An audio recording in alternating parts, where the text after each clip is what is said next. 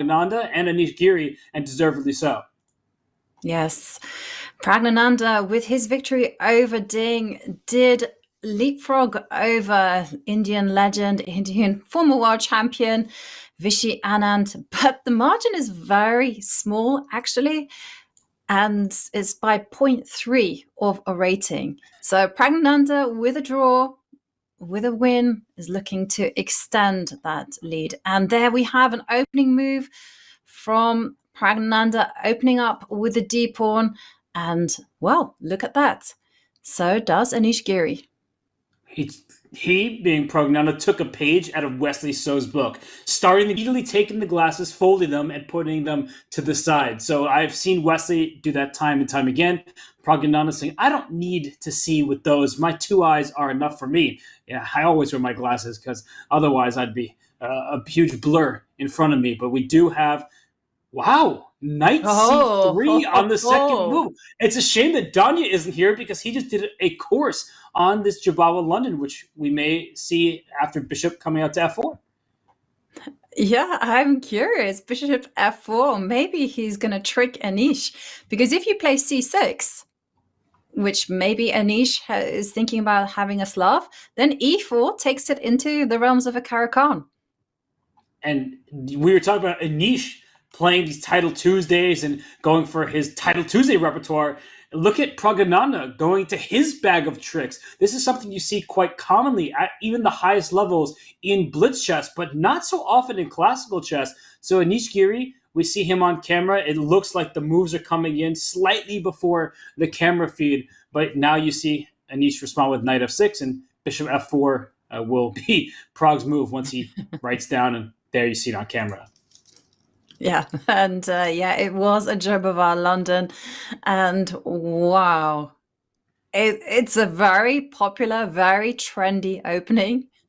You don't really see it played at Super Grandmaster classical events.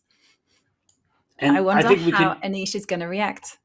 I would say I think we quite easily understand and explain why we don't see this.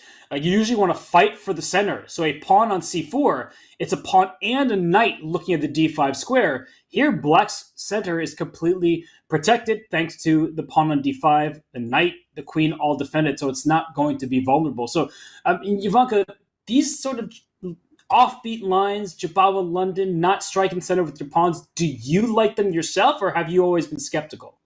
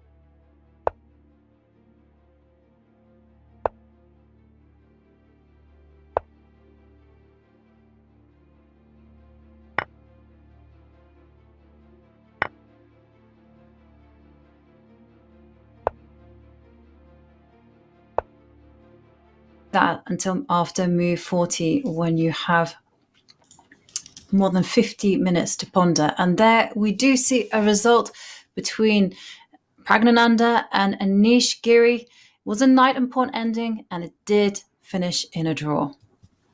Seemed to be the fair result.